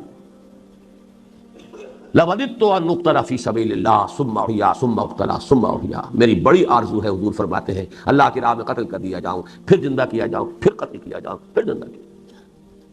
یہ لازمی ہے، لازمی کو انڈر لائن کیجئے، جھانک لے اپنے دل میں ہر شخص. لیکن فریضہ ثالث کے ضمن میں سم و طاعت فی المعروف کے ٹھیک اسلامی اور عسکری اصول پر مبنی جماعت کے بغیر پورا نہیں ہو سکتا. یہی مراد ہے حضور کے ان الفاظ مبارکہ سے، آمرکم بخمس بالجماعت والسمع والطاعت والہجرت والجہاد فی سبیل اللہ. آپ یہ بھی کہہ سکتے ہیں میں نے پورا جو ہے یہ 2 گھنٹوں میں صرف اس حدیث کا درس دیا ہے آپ کو. جہاد اور ہجرت جڑے ہوئے بریکٹڈ، سم و طاعت جڑے ہوئے بریکٹڈ، جماعت پلس بریکٹ شروع، سم جمع طاعت بریکٹ بند، جمع بریکٹ شروع، بلکہ ضرب، یہاں جمع نہیں ضرب، بریکٹ شروع جہاد پلس ہجرت بریکٹ بند. اس حدیث کو یوں ذہن میں رکھیے. جماعت کون سی؟ سم و طاعت والی. یہ لازم و ملزوم ہے، بریکٹڈ ہے، سنو اور مانو. یہ کس لیے ہے؟ ضرب دینا ہے اس کو، وہ ہے ہجرت و جہاد. آمرکم بخمس بالجماعت والسمع والطاعت والہجرت والجہاد فی سبیل اللہ. تیسرا لزوم بیعت. وہ نماز کے لیے وضو کے لیے پاک پانی. بیعت جو ہے، ایک تو ہے بیع، وہ تو اللہ سے ہوئی، جان و مال اس کے حوالے، جنت ہم کے امیدوار ہیں. ایک ہے بیعت کسی انسان کے ہاتھ پر. وہ انسان رسول بھی تھے تو انسان تھے، ان کے ساتھ بیعت سمودات مطلقاً. اب آپ کے بعد جو انسان ہے غیر معصوم ہے، چاہے وہ ابو بکر ہو، ان کے ساتھ سمودات فی المعروف. بالکل میتھمیٹیکل سمجھیے ان چیزوں کو. لیکن بیعت کے ضمن میں بھی ایک ہی طرح کا تقاضا نہیں ہے، تینوں لیولز پر کچھ فرق ہو جائے. پہلے 2 فرائض کے ضمن میں بیعت سلوک کو ارشاد کی صورت میں کفایت کرتی ہے، لیکن یہ جو بیعت ہمارے ہاں چل رہی ہے، سلوک اور ارشاد کی بیعت، بہت اچھی بات ہے کہ اس کے لیے بھی لفظ بیعت استعمال ہوا، تاکہ معلوم ہو کہ یہ ہمارے دین کا ایک مستقل اس کی اصطلاح ہے، اس کا ایک فکر ہے. اور وہ بیعت عقبہ اولا کے ساتھ میں سمجھتا ہوں کہ اس کا ربط اور تعلق ہے. بیعت ارشاد، پہلی بیعت حضور نے یہی لی تھی، شرک نہیں کریں گے، چوری نہیں کریں گے، زنا نہیں کریں گے، تہمت نہیں لگائیں گے وغیرہ. اور جس نیک بات کا آپ حکم دیں گے وہاں معروف تھا. یہ پہلا درجہ تھا اس بیعت کا. بھی آج وہ بیعت ازرو قرآن صرف بیعت النساء ہے. یہ سلوک کی بیعت زنانہ بیعت ہے، یہ مردانہ بیعت نہیں ہے، زنانہ بیعت. نوٹ کر لیجئے اس کو. قرآن حکیم نے وہی الفاظ دیے، حالانکہ سورہ ممتحنہ سن 6-7 میں نازل ہو رہی ہے. بیعت عقبہ اولا سن 10 میں، سن 10 نبوی، ہجرت سے 1.5-2 سال قبل لی جا رہی ہے، ایک فصل ہے 8-9 برس کا، لیکن وہی الفاظ جو بیعت عقبہ اولیٰ کے تھے وہی قرآن میں آئے، بیعت النساء، یہ زنانہ بیعت ہے، مردانہ بیعت نہیں ہے۔ مردانگی تو چاہیے، وہ میدان میں جب آنا ہے، مردانہ بیعت وہاں تک کہا ہے، وہ فرض خواتین پر نہیں ہے، زنانہ بیعت لیکن ہے بیعت۔ اس کے بارے میں ہمارے ہاں وہ جو اہل حدیث مسلک کے لوگ ہیں وہ اس کی نفی کر دیتے، کوئی بیعت نہیں، اس کا کوئی اصول نہیں، کوئی اس کا ثبوت نہیں، غلط بات ہے۔ بیعت عقبہ اولیٰ بیعت ہی یہی ہے، بیعت النساء بیعت ہی یہی ہے، بیعت ارشاد ہے، وہ بھی صحیح ہے، حق ہے، لیکن وہ بیعت جو مردوں سے مطلوب ہے وہ کچھ اور ہے۔ اگر یک قطرہ خونداری اگر مشتے پرے داری، بے آبا من تو آموزم طریق شاہ بازی راہ، مردانگی اس کے لیے بیعت جو ہے وہ ہے نمبر 3۔ فریضہ ثالث کے ضمن میں بیعت سمع و اطاعت فی المعروف کی صورت لازمی و لابدی۔ اب میرے پاس اور الفاظ نہیں ہے جس کو میں تاکید کیسے دوں، کیسے کروں۔ لازمی ہے، لابدی ہے، کوئی اس سے رستگاری نہیں۔ یا تو کہیے کہ وہ فرض ہے ہی نہیں، ٹھیک ہے، چھٹی ہو گئی، جس گاؤں جانا نہیں اس کا راستہ کائے کو پوچھنا۔ اگر مانتے ہیں کہ وہ فرض ہے، بلند ترین منزل کے لیے جد و جہد فرض، تو کوئی پاگل ہوگا، احمق ہوگا، ڈھیٹ ہوگا تو اس کے لزوم کا انکار کرے۔ فریضہ ثالث کے ضمن میں بیعت سمع و اطاعت فی المعروف کی صورت لازمی و لابدی، اسی کی جانب اشارہ ہے مسلم شریف کی روایت عن عبداللہ ابن عمر رضی اللہ تعالی عنہما میں، جس میں حضور صلی اللہ علیہ وسلم کے الفاظ مبارکہ وارد ہوئے ہیں کہ من مات ولیس فی عنقہ بیعۃ مات میتۃ جاہلیۃ، جو شخص مرا اس حال میں کہ اس کی گردن میں بیعت کا قلادہ نہیں تھا وہ جاہلیت کی موت مرا ہے، ایمان اور اسلام کی موت نہیں مرا ہے۔ جو لوگ اس بیعت ارشاد کو سمجھ لیتے ہیں کہ یہ تقاضا پورا ہو رہا ہے وہ اپنے آپ کو دھوکہ دے رہے ہیں۔ یہ دوسری بیعت کا تذکرہ ہے۔ اس حدیث کے بارے میں بھی میرے جو الفاظ تھے اوریجنل ان میں میں نے تھوڑا سا اضافہ کیا۔ اس پر اصل میں مجھے متنبہ کیا تھا مولانا سید حامد میاں رحمۃ اللہ علیہ نے، جو ہمارے مستشارین میں سے تھے تنظیم کے۔ وہ چونک گئے اس کو دیکھ کر، کہنے لگے آپ جس طرح اس کو لازم قرار دے رہے ہیں یہ مفہوم تو ہمارے بزرگوں اور اسلاف میں سے کسی نے بیان نہیں کیا کہ اس معنی میں یہ بیعت جو ہے لازم ہے۔ میں نے انہیں ایک جواب دیا بڑی ٹیکنیکل ٹرمز میں، مولانا عصمت اللہ صاحب سمجھیں گے اس ٹیکنیکل ٹرمینالوجی کو۔ میں نے کہا مولانا پہلی بات تو یہ ہے کہ کسی شے کا عدم ذکر اس کے عدم وجود کو مستلزم نہیں ہے۔ کسی شے کا ذکر نہ کیا جائے تو اس کا مطلب یہ نہیں کہ وہ ہے نہیں۔ یہاں کتنے لوگ ہیں، میں کچھ لوگوں کا ذکر کرتا ہوں تو اس سے باقی لوگوں کی نفی تو نہیں ہو جائے گی۔ اگر اسلاف میں سے کچھ لوگوں نے اس کا ذکر نہیں کیا تو اس سے یہ لازم نہیں آتا کہ تھا ہی نہیں، اور مثال دی۔ اور میں بہت ہی اللہ کا شکر ادا کرتا ہوں کہ میرے علم میں وہ مثال آ گئی تھی، کیونکہ میرے استاد بھی تھے مولانا منتخب القادری، انہوں نے بتایا کہ ان کے جو استاد تھے مولانا معید الدین اجمیری رحمۃ اللہ علیہ، ان کی جو لائبریری تھی اس کی ایک الماری ایسی تھی جس کی وہ چابی کسی کو نہیں دیتے تھے کبھی، اس کی کتابیں جھاڑنی ہوتی تھی تو خود ہی۔ ایک مرتبہ کہیں طبیعت ناساز تھی اور یہ ان کے بہت چہیتے شاگرد تھے مجھے، اور وہ رہتے تھے قبرستان میں کوئی جگہ بنائی بھی تھی وہاں رہتے تھے۔ یہ بھی وہ کہتے تھے ہماری سمجھ میں نہیں آتا تھا، ان کے پاس اچھے بھلے گھر موجود ہیں اجمیر شہر کے اندر، وہاں کیوں نہیں رہتے؟ اور پھر یہ کہ وہاں پہ کچھ لوگ آتے رہتے تھے ولایتی کہتے تھے، پٹھان، اس وقت جو افغان پٹھان ولایتی آتے رہتے تھے۔ ایک دفعہ طبیعت ناساز کی، انہوں نے فرمایا کہ تم ذرا میری الماری صاف کر، تو میں نے دیکھا اس میں رجسٹر تھا جس میں ان لوگوں کے نام درج تھے جنہوں نے ان سے بیعت جہاد کی ہوئی تھی، اور یہ شاگرد چہیتے ترین شاگرد، انہیں پتا بھی نہیں۔ تو عدم ذکر عدم وجود کو مستلزم نہیں، سمجھ لیجیے بات، جس کی مثال یہ ان کے علم میں آیا کہ وہ تو بیعت جہاد بولی لے رہے تھے، لیکن یہ کہ ابھی انہوں نے اس کو خفیہ رکھا ہوا۔ لیکن بہرحال میں نے یہ بعد میں ہمارے ایک رفیق ڈاکٹر تقی الدین صاحب نے بھی پھر کچھ اس پر گفتگو کی تھی، تو میں نے اس میں اپنی رائے میں ایک ترمیم کی ہے۔ پہلی میری رائے یہ تھی کہ صرف 2 ہی صورتیں ممکن ہیں، یا تو اسلامی نظام حکومت قائم ہے تو اس کے سربراہ سے بیعت سم و طاعت المعروف ہوگی، نہیں ہے تو اس کو قائم کرنے کے لیے جماعت قائم کرنی ہوگی، اس کے سربراہ سے بیعت سم و طاعت المعروف ہوگی، تیسری صورت ممکن ہی نہیں۔ تو جیسے میں نے اب استثناء قائم کیا ہے اس میں کہ علم اور عمل کے درمیان فصل بھی ہو سکتا ہے، ایک شخص مفلوج ہو سکتا ہے نفسیاتی اعتبار سے، اللہ جانتا ہے لا یکلف اللہ نفسا الا وسعها، وہ حساب لے لینا، قاعدہ کلیہ نہیں ٹوٹے گا۔ نارمل آدمی کے لیے وہی بات ہے کہ علم اور نظریہ اور فکر اور ادھر عمل اور رویہ اور کردار لازم و ملزوم نہیں۔ اسی طرح اب میں نے یہاں پہ لفظ لکھا ہے اس لیے کہ نارمل حالات تو دو ہی صورتیں ممکن، ایک لفظ کا اضافہ کیا، نارمل حالات، جیسے وہ نارمل انسان بمقابلہ مریض انسان، نارمل حالات بمقابلہ فتنہ شدید، یہ ابھی آگے آ جائے گا۔ اس لیے کہ نارمل حالات میں تو دو ہی صورتیں ممکن ہیں، نمبر ایک، اگر کم سے کم شرائط و معیارات پر اترنے والا صحیح اسلامی نظام حکومت قائم ہے تو اس کے سربراہ سے بیعت سم و طاعت فی المعروف، اور اگر ایسا نہیں ہے تو صحیح اسلامی حکومت کے قیام کے لیے جد و جہد کرنے والی جماعت کے امیر کے ہاتھ پر بیعت سم و طاعت فی المعروف ہوگی۔ نارمل تو دو ہی صورتیں۔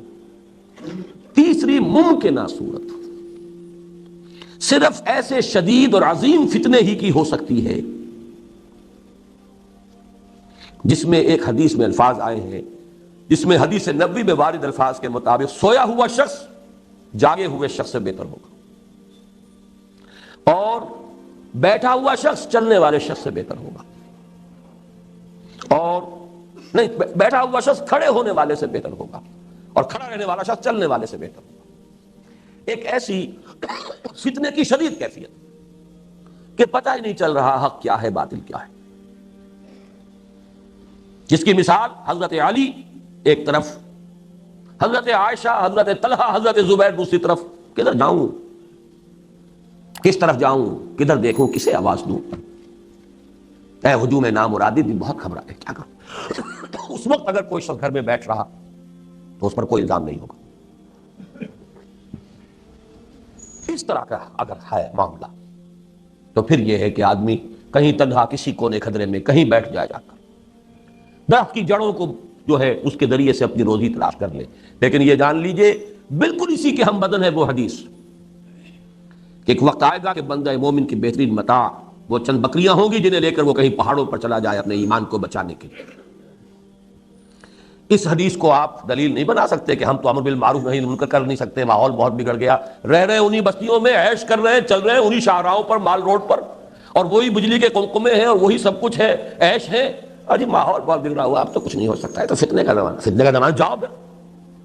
جیسے مستری محمد صدیق صاحب چلے گئے تھے اور جا کر خوشاب کی پہاڑیوں میں وہیں انہوں نے جان دیے، ان کی رائے یہ بنی تھی، آپ کی رائے بھی اگر یہ ہے تو چھوڑو اس تمدن کو، چھوڑو گھر بار کو، جاؤ کسی پہاڑ پر۔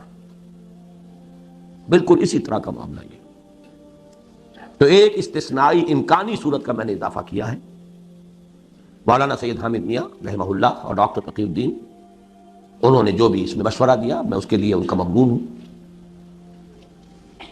بہرحال اس ایک شکل کو چھوڑ کر باقی نارمل حالت میں دو ہی صورتیں ہیں، یا اسلامی نظام حکومت کم سے کم شرائط جو ہے اس پہ اگر وہ پوری اتر رہی ہے تو بیعت کیجیے۔ اس میں دیانتاً اختلاف ہو سکتا ہے کہ وہ کم سے کم شرائط پوری ہو رہی ہیں یا نہیں ہو رہی ہیں، دیانتاً اختلاف، وہ اختلاف جو عبداللہ ابن عمر، عبداللہ ابن عباس، حسین ابن علی، عبداللہ ابن زبیر کے مابین ہوا۔ عبداللہ ابن عباس، عبداللہ ابن عمر دونوں کی رائے یہ تھی کہ یزید کی سربراہی جو ہے حکومت کی ہے تو غلط، اتنی غلط نہیں ہے کہ ہم خروج کریں، بغاوت کریں، کوریزی کریں۔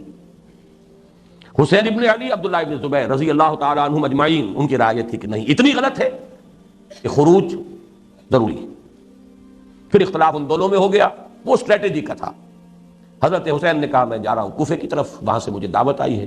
عبداللہ ابن زبیر کی رائے نہیں، میں جا رہا ہوں مکے کی طرف، وہاں پر جا کر اپنا مرکز قائم۔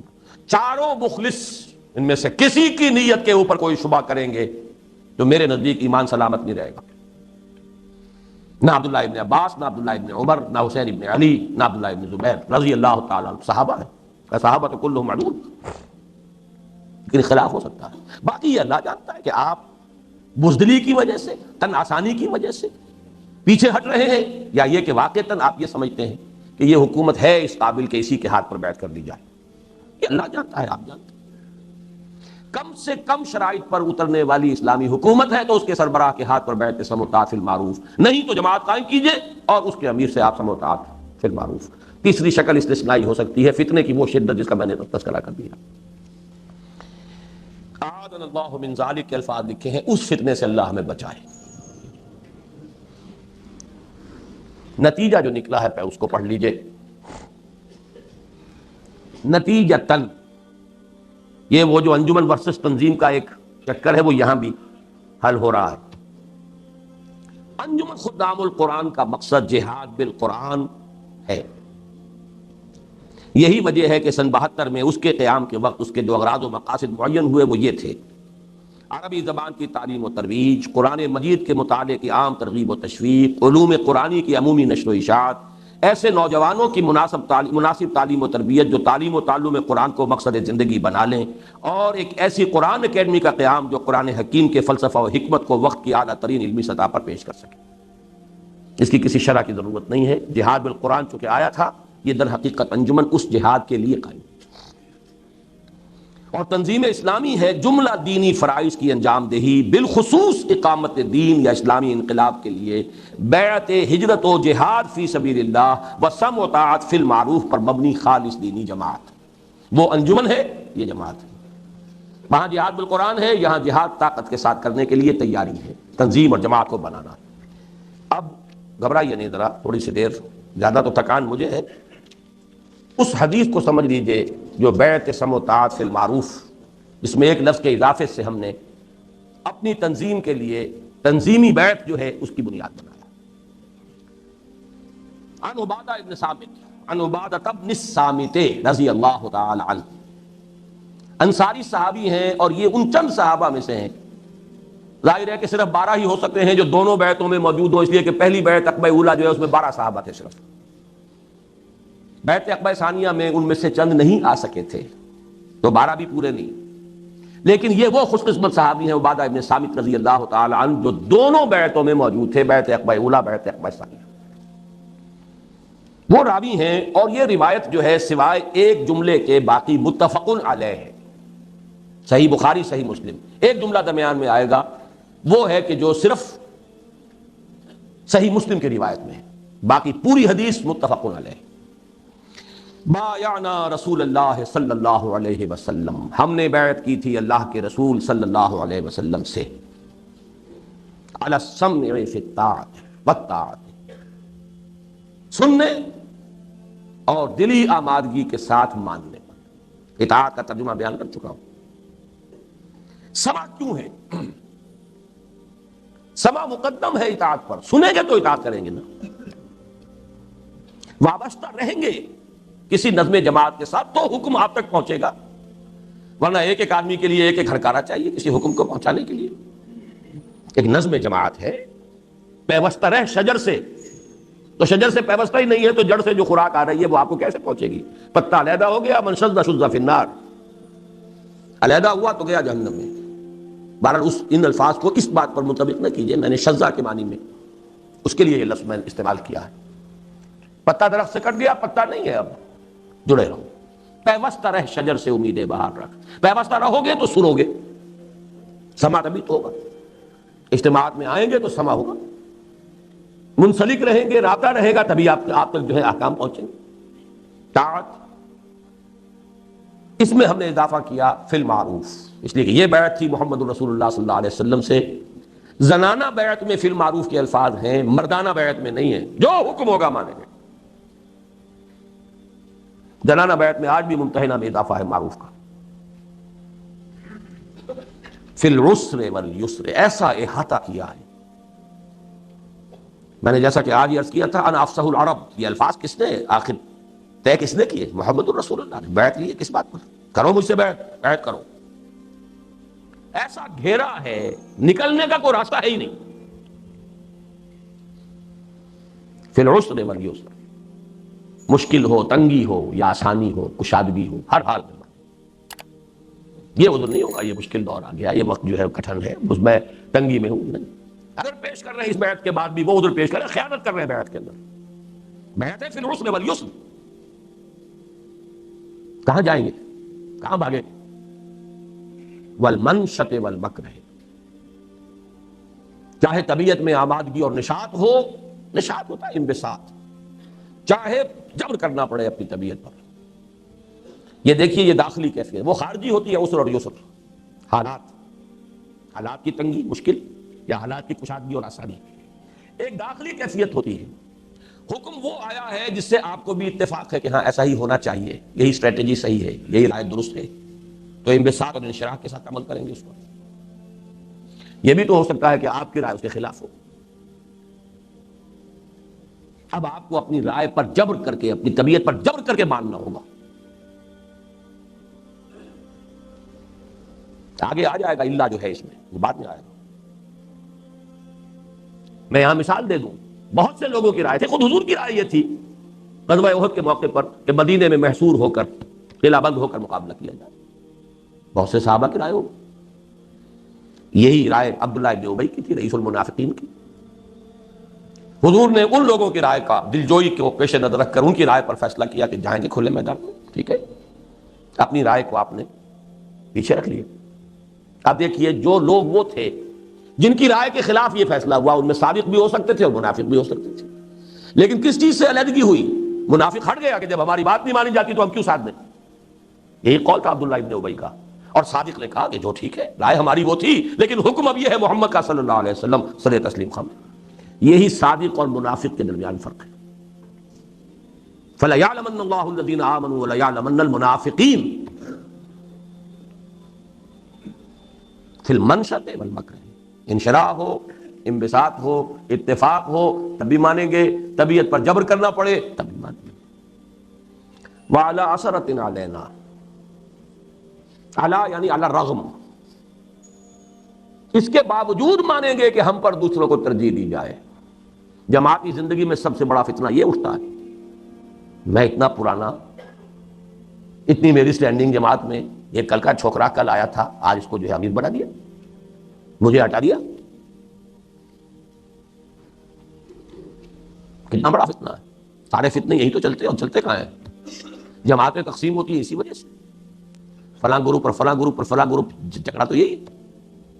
پہلے سے ہاتھ کٹوا لیے، ہاتھ دھو لو، واش یور ہینڈز آف. حضور یہ آپ کا اختیار رہے گا، جسے آپ چاہیں ترجیح دیں، جسے چاہیں نقیب بنائیں. اسی بیعت عقبہ ثانیہ کے بعد حضور نے 12 نقیب مقرر کیے تھے انصار میں، 9 خزرج میں سے 3 اوس میں سے. اور عجیب بات ہے 12 ہی تھے، 12 نقیبہ بنی اسرائیل میں. وہاں تو اس لیے تھے قبیلے 12 تھے، ایک میں ایک. یہاں قبیلے تو 2 ہی تھے، لیکن عدد حضور کی حکمت ہوگی، مصلحت ہوگی، محض اس میں اتفاق بھی ہو سکتا. ایک قبیلہ بڑا تھا 9، ایک چھوٹا تھا 3. ویسے بھی ان میں 1 اور 3 کی نسبت تھی، جان کی قیمت کے اعتبار سے بھی، یہ بھی میں نے کئی دفعہ آپ کو بتایا. ایک اوسی کی جان 1/3 تھی قیمت میں ایک خزرجی کی جان سے، یا خزرجی کی جان 3 گنا تھی قیمت میں اوسی کی جان سے، خون بہا کے معاملے. وَعَلَىٰ عَثَرَةٍ عَلَيْنَا. آپ دیکھیے سیرت کا واقعہ یاد کیجیے. حضرت اسامہ کی عمارت پر بڑی چیمے گوئی ہوئی، کل کا چھوکرا ہے، نوجوان ہے، ناتجربے کار ہے، کبار صحابہ اس لشکر میں شامل ہیں، ان کو امیر بنا دیا. حضور مرض وفات میں تھے، شدید آپ نے اس پر اظہار ناراضگی فرمایا. تم آج اس کی عمارت پر اعتراض کر رہے ہو، کل تم نے اس کے باپ کی عمارت پر بھی اعتراض کیا تھا، زید بن حارثہ رضی اللہ تعالیٰ. دوسرا واقعہ یاد رکھیے حضرت خالد بن ولید کا، اسی جگہ پر جنگ جاری رکھنا جہاں سے انہیں ہٹایا گیا کمانڈر کی حیثیت سے. اپنے ماتحت کے نیچے ہو جانا گوارا کیا، جنگ جاری رکھی. اللہ کے لیے لڑ رہے تھے، اپنے لیے نہیں، اپنے نفس کے لیے نہیں، نام کے لیے نہیں. ورنہ اصول یہ ہے فوج میں خاص طور پر، اگر آؤٹ آف ٹرن پروموشن ہو جائے تو جو اوپر والے ہیں وہ فوراً ریٹائر کر دیے جاتے ہیں. کیسے یہ برداشت کریں گے کہ ہم سے جونیئر تھا وہ ہمارے اوپر آ جائے؟ ابو عبیدہ بن الجراح رضی اللہ تعالیٰ عنہ پہلے ان کے کمان میں تھے، اور اب وہ کمانڈر ہے، اور حضرت خالد بن ولید وہی ہے اور جنگ کر رہے ہیں. تو یہ صرف کہانیاں نہیں ہیں، یہ اصل میں اصول ہے. وَعَلَىٰ عَثَرَةٍ عَلَيْنَا وَعَلَىٰ أَلَّا نُنَازِعَ الْأَمْرَ أَهْلَهُ. یہاں ثابت ہو رہا ہے کہ ایک جماعتی نظام بنایا جا رہا ہے صاحب امر، اور ہم صاحب امر سے بھی نہیں جھگڑیں گے جسے آپ امیر مقرر کر دیں گے. بول تو یہ کہ چوائس آپ کا ہے، آپشن آپ کی ہے. لیکن جس سے آپ مقرر کریں اس سے بھی نہیں جھگڑیں گے، یعنی اس کی بھی سم و طاعت فی المعروف، دائرہ چلتا رہے گا، جماعت بڑھے گی، کارڈرز بنیں گے۔ ایک جنگ میں بھی یوں سمجھیے کہ حضور اگر غزوہ احد میں کمانڈر ان چیف تھے، کوئی میمنہ پر، کوئی میسرہ پر، کوئی قلب میں، کوئی آگے، کوئی پیچھے، اور 50 پر وہ کمانڈر حضرت جبیر رضی اللہ تعالیٰ عنہ، اس کمانڈر کی نافرمانی کی اور فتح شکست میں بدل گئی اور 70 صحابہ شہید ہو گئے۔ میری تحقیق یہ ہے کہ حضور کی نافرمانی نہیں کی گئی تھی۔ بعض لوگوں کو یہ ناپسند ہے، جماعت اسلامی کے ایک صاحب ہیں دہلی کے، امین الحسن رضوی، کچھ ایسے نام ہے ان کا، میں نے دہلی میں ایک دفعہ سیرت کی تقریر کی تھی، وہاں یہ نکتہ آ گیا تو بڑی انہوں نے اظہار ناراضگی فرمایا اور مقالہ لکھا، چھپا وہاں، یہ لوگ جو ہے صحابہ کو نہ معلوم کیا بنائے پھرتے ہیں، کیوں نہیں مانتے صاف کہ دولت کا لالچ اور مال غنیمت کی خواہش میں وہ حضور کا حکم تھا جو توڑا گیا۔ اصل میں صحابہ کرام، واقعہ یہ ہے کہ وہ جو کہا گیا ہے از عرش نازک تر معاملہ اگر حضور صلی اللہ علیہ وسلم کا، تو اسی کا عکس ہے پھر صحابہ خلفائے راشدین۔ جہاں بھی آپ، جب حضور نے حکم دیا ادرؤ الحدود عن المسلمین، مسلمانوں سے حدود کو دور رکھنے کی کوشش کرو، یعنی سزا دینے کی طرف مائل نہ رہو، اگر کوئی شک ہے تو سزا کو ہٹانے کی کوشش کرو، عام مسلمانوں سے سزاؤں کو دور رکھنے کی کوشش کرو بجائے ٹریگر ہیپی ہونے کے۔ تو صحابہ کرام سے کے بارے میں تو ہمارا 100 گنا ہونا چاہیے۔ اور میرا دعویٰ یہ ہے کہ کوئی شخص اگر کہتا ہے تو بڑی لا علمی کا ثبوت دیتا ہے۔ یہ مال غنیمت جمع کرنے کا شوق تو ختم نہیں تھا، اس لیے کہ وہ اس وقت جب غزوہ بدر میں تو ہو سکتا تھا، جب تک کہ قانون یہ تھا کہ جو مال جمع کر لے گا وہ اس کا، اس میں تو مسابقت ہو سکتی تھی، دوڑو ورنہ مال ختم ہو جائے گا۔ جب کہ مال غنیمت کا قانون آ چکا، سارا مال جمع ہوگا، کسی نے ایک سوئی بھی اگر جمع نہیں کیا اس کو بھی برابر حصہ ملے گا، تو اب اس کے لیے بھاگنے کی ضرورت کیا تھی؟ تو عقل کے بھی خلاف ہے، اور آیت بھی بتاتی ہے کہ لوکل کمانڈر کا عصیان ہوا، معصیت جو ہوئی ہے کمانڈر کی، وہ کہتے رہ گئے کہ یہاں سے مت جاؤ۔ حضور کے حکم کی انہوں نے تعویل کر لی کہ حضور نے شکست کی صورت میں فرمایا تھا، اگر ہم سب ہلاک ہو جائیں، دیکھو کہ پرندے ہمارا گوشت نوچ نوچ کر کھا رہے ہیں، تب بھی یہاں سے مت ہلنا۔ سچویشن بالکل برعکس ہے، اس میں فتح ہو گئی۔ بہرحال میں تو کہتا ہوں کہ اگر ضعیف احتمال بھی ہے تو ہمیں تو یہی ڈیرے لگانے ہیں صحابہ کرام سے ادرؤ الحدود عن المسلمین۔ تو یہ شک و شبہ کہ مال کی تمنا میں مال غنیمت کے لالچ میں گئے تھے اور حضور کا حکم انہوں نے توڑا تھا، معاذ اللہ۔